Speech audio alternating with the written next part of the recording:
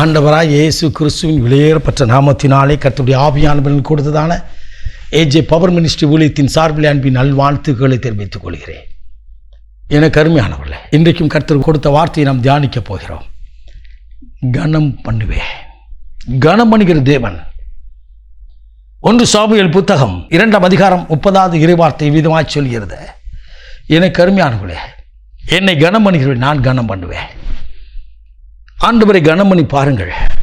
நாம் சொல்லுவோம், ஆண்டவர் சமூகத்தை நான் ஆராதிக்கிறேன், ஆண்டவருக்காக நான் அதை செய்கிறேன், நான் ஆண்டவருக்காக இதை செய்கிறேன். வேதம் சொல்லுகிறது, என்னை கனம் பண்ணுகிறேன், நான் கனம் பண்ண, என்னை அசட்டை பண்ணுகிறவரை நான் அசட்டை பண்ண கனவீனப்படுவார் என்று கர்த்தர் சொல்கிறார் என்று வேதம் சொல்லுகிறது.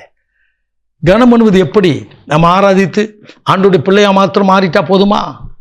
நம்ம குடும்பத்தில் நான் வசிக்கிற குடும்பம் அதில் சாட்சி இருக்கணும்.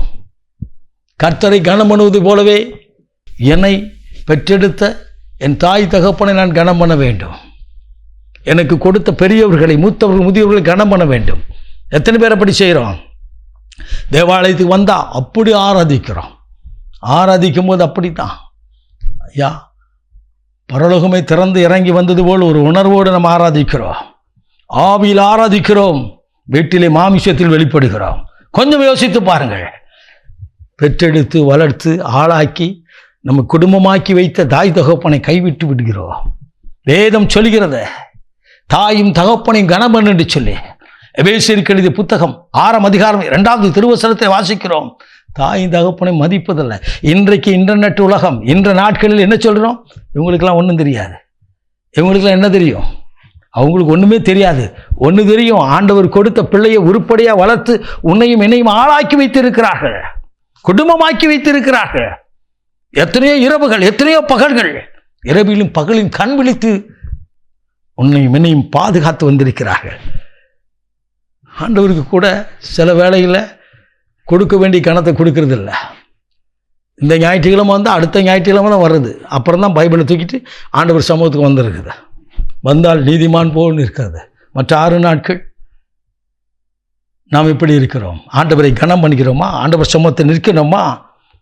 ஒரு ஆலயம் கட்ட வேண்டும், ஒரு இடம் வாங்க வேண்டும், ஒரு காரியத்துக்கு கொடுக்க வேண்டாம், அதுக்கு கொடுக்கறதுக்கு ஆயத்தமாக இருக்கிறோம். நான் ஒரு ஆலயத்துக்கு கடந்து போயிருந்தேன். நான் பார்த்தேன், ஜெபம் பண்ணிட்டு ஃபேன் போடுறதுக்காக போட்டுட்டு மேலே பார்க்க, அந்த ஃபேனில் 3 இதழில் ஒரு இதழில் அவர் பேர் எழுதியிருக்கிறார், ஆபிரகாம் என்று சொல்லி. அந்த ஃபேனே பழைய ஃபேன் ஆயிடுச்சு. எந்த வருஷத்தில் வாங்கி போட்டாரோ தெரியாது. ஆனால் நல்லா கவனிங்க, ஆனால் அந்த பேர் என்ன செய்யல, ஸ்டிக்கர் அழியாதபடி இருக்கிறத. கொடுக்கறதெல்லாம் என் பேர் வரணும்னு கொடுக்கும். என் தாயின் தகப்பனை கனம் பண்ணிக்கிறோமா? அவள் கொடுக்கிற மரியாதை கொடுக்கிறோமா? இன்றைக்கு அப்படி கொடுத்திருந்தால், ரட்சிக்கப்பட்ட ஜனமே அப்படி கொடுத்திருந்தால், இன்றைக்கு முதியோர் இல்லத்தில் அப்படி கதறி இருக்க மாட்டார்கள். பெரியவர்கள், மூத்தவர்கள், முதியவர்கள். சில வேளை நான் முதியோர் இல்லங்களுக்கு நான் சந்திக்கும்படியாய் பணிக்காய் கடந்து போகிற போது அவர்கள் சொல்கிற காரியம் உண்டு. நான் 4 பிள்ளைகள் உண்டு, 3 பிள்ளைகள் உண்டு, கண்ணீரோடு இருக்கிற ஒருத்தர் கூட பார்க்க வரலையா? எத்தனை காரியங்கள்! அவள் சொல்லக்கூடிய குடும்பங்கள் எப்படி இருப்பான்னு சொன்னால், ஆலயத்தில் முதல் ஆளாக நிற்பாங்க, ஆண்டவர் சமூகத்தில் நிற்கிறதுக்கு கையை உயர்த்தி நிற்பாங்க. எப்படி இது? எப்படி ஆசீர்வதிப்பா? உங்கள் பிள்ளைகள் நான் எந்த அளவையால் அழைக்கின்றனோ அந்த அளவையால் எனக்கும் உங்களுக்கும் திருப்பி அளக்க ஒரு காலத்தை கர்த்தர் வைத்திருப்பா. என்னை கேட்டுக்கொண்டிருக்க அன்பு நண்பா, அன்பு தம்பி, அன்பு தங்கச்சி, கர்த்தருடைய ஆவியான உங்களோடு கூட பேசுகிறார். கர்த்தரை கனம் பண்ணுவது போலவே கர்த்தர் கொடுத்த தாய் தகப்பனை, மூத்தவர்கள், முதியவர்களை கனம் பண்ணுங்கள். கர்த்தர் உங்களை அளவில்லாமல் ஆசீர்வதிப்பா. ஆம், எனக்கு அருமையானவர்களே, நீங்கள் எந்த அளவியால் அழைக்கின்றீர்களோ அதே அளவியால் அல்ல, அமுக்கி குலுக்கி அந்த அளவை தான். ஆனால் அழைக்கும் விதம் வேறு. மற்றவங்களை சொல்லி பாருங்க. சின்ன வயசில் நான் ஒரு போன இடத்துல வேலை பார்த்தேன், கன்னியாகுமரி ஊரில். அவர் சின்ன தம்பியை கூட அவர் எப்படி கூட, தம்பி வாங்க, தம்பி போங்க, அப்படி தான் கொடுவார்.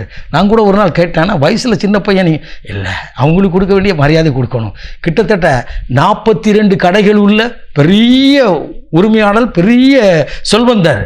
சாதாரண மனிதனை கூட அழைப்பது, தினத்தில் வேலை பார்க்குறவங்க கூட அழைப்பது எப்படி அழைப்பார்னா, நீங்கள், நாங்கள், தங்கச்சி வாங்க, பேரை சொல்லி கூப்பிட்டு தம்பி வாங்கன்னு கூடுவார்.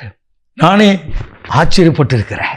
ஆம், அதனால் தான் அவர்கள் திரளான ஆசீர்வாதத்தை கர்த்தர் அவள் கொடுத்திருக்கிறார்.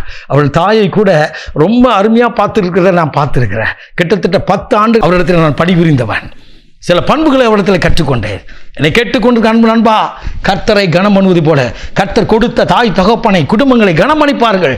மனைவிக்கு கொடுக்க வேண்டிய நேரம், கணவருக்கு கொடுக்க வேண்டிய காரியங்களில் கனமணிப்பார்கள். கர்த்தர் தேசத்திலும் திருச்சபையிலும் உங்களை கனம் பண்ணும்படியாக உங்கள் சிரசை வைத்துவார். நாம் ஜெபிப்போமா? மகா பரிசுத்தமுள்ள தகப்பனை, இந்த அற்புதமான வேலைக்காய் சோதரிக்கிறோமப்பா. இன்றைக்கும் கனம் பண்ணுவேன் என்று சொன்னவ உம்மை கனம் பண்ணுகிற, உம்முடைய வார்த்தையை கனம் பண்ணுகிற, உம்முடைய வல்லமை உள்ள வார்த்தைகளை கனம் பண்ணுகிற ஒவ்வொருவரையும் தேசத்திலும் திருச்சபையில் தேவ ஜனங்கள் மத்தியிலும் கனம் பண்ணுவீராக. எல்லா மகிமையும் மக்கள் செலுத்துகிறோம் இயேசுவின் மூலம் பிதாவே. ஆமென். ஆமென். God bless you.